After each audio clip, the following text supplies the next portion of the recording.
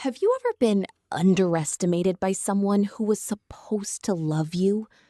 Not just rejected, but quietly made to feel small, replaceable, not good enough. 20 years ago, a man looked me in the eyes and told me I wasn't intelligent enough for him. He cheated on me with his own student, lied about why he left, and assumed I would disappear from his life forever. What he didn't realize was that sometimes revenge doesn't look like anger. Sometimes it looks like patience. And sometimes karma just needs a little direction. If you enjoy stories where justice unfolds slowly but perfectly, take a second to like the video, subscribe to the channel, and settle in. Because this story proves one thing. You don't always have to destroy someone. Sometimes you just let the truth do it for you. This story begins in the late 90s. I was in college, young, hopeful, and convinced life was finally lining up the way it was supposed to. That's when I met Jake. He was 23, already graduated, brilliant in that confident academic way. He was starting a prestigious graduate program across the country, nearly 3,000 miles away. Here's the strange part. I was already planning to move with friends to a city only 90 minutes away from where he was headed. It felt cosmic. Two people planning completely separate futures, somehow landing side by side. We fell hard. Late night conversations, cheap taco dates, long drives, big dreams. Jake studied animal science. He lived and breathed research, labs, experiments, and animals. His rented house was full of cages, tanks, notebooks, and controlled chaos. Money was tight, but we were happy. At least, I thought we were. I bonded with his siblings. They welcomed me instantly. I even became close with Mary, the warm, kind wife of his academic advisor. She treated me like family. I wasn't in science myself, but I loved learning. I asked questions, I listened, I supported him. And for almost 3 years, I believed we were building a future together. One night changed everything. We were lying in bed after a normal evening, comfortable, vulnerable, half asleep. And out of nowhere, Jake said, "I'm worried you've gained weight. It's making it harder for me to be attracted to you." No concern for my health, no kindness, just criticism.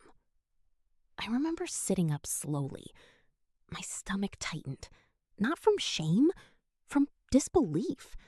I had gained maybe 10 pounds in 2 years. I wore the same clothes, nothing dramatic. But the way he said it, cold, clinical, like he was evaluating a failed experiment. I told him calmly, "Maybe you should make sure there's better food than crackers and cheese when I visit." Even at 23, I refused to beg for approval. So I asked him directly, "What's your solution?" He blinked. "I guess you should lose weight." And something inside me clicked. I smiled slightly and said, "No, I'm not doing that. So what are you gonna do?" He had no answer. That should have been my warning. But love makes you patient with behavior you would never accept from anyone else. 3 months later, he called. His voice sounded rehearsed. He wanted to break up. After nearly 3 years together, his reason was, "You don't know enough about science." That was it. Apparently, I couldn't hold conversations about his research because I used common animal names instead of scientific terminology. I remember staring at the phone in silence. It didn't feel real. I asked him again, "What's the real reason?" He insisted that was it. A month later, he came to return my belongings. I confronted him again. And finally, the truth slipped out.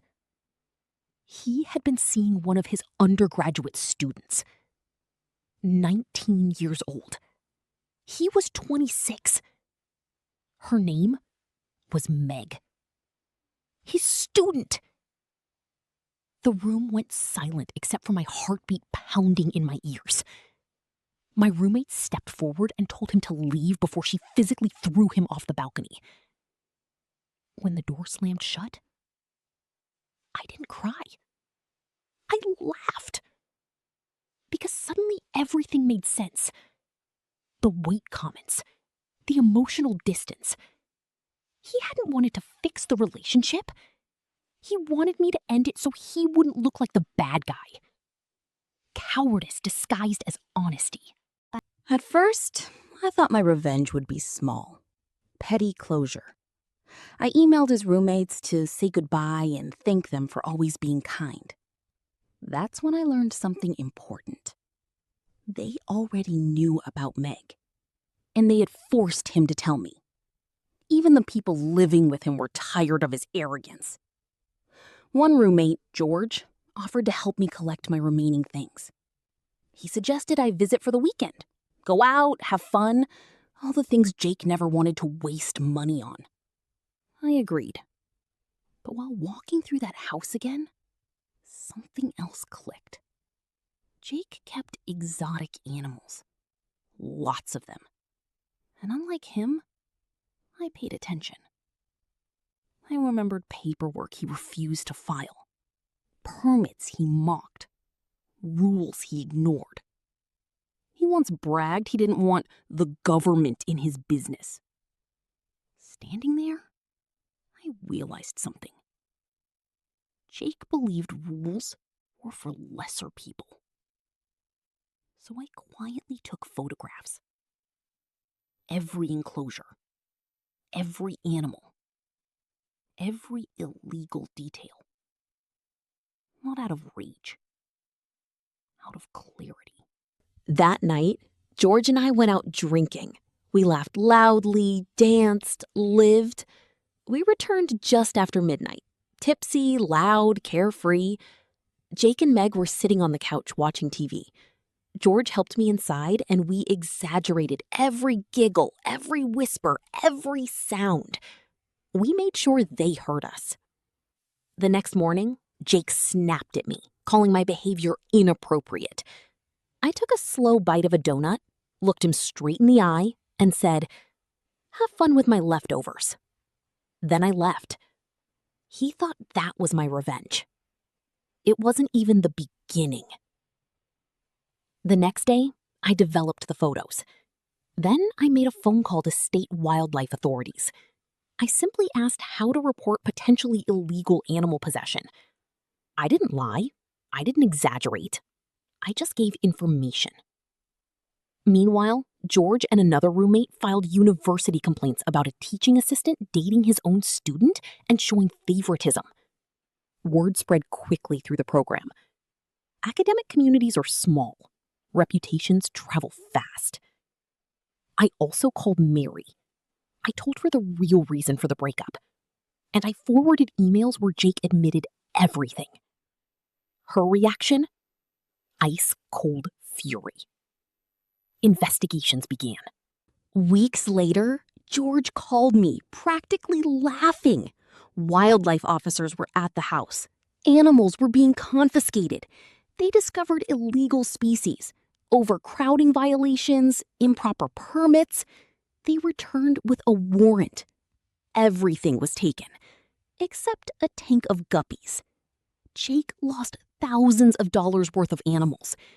But karma wasn't finished. His research relied on federal grant money. So I contacted the agency funding him and informed them that a grant recipient was under investigation for illegal wildlife violations. Again, no lies, just facts. The result? Grant revoked. $30,000 repayment.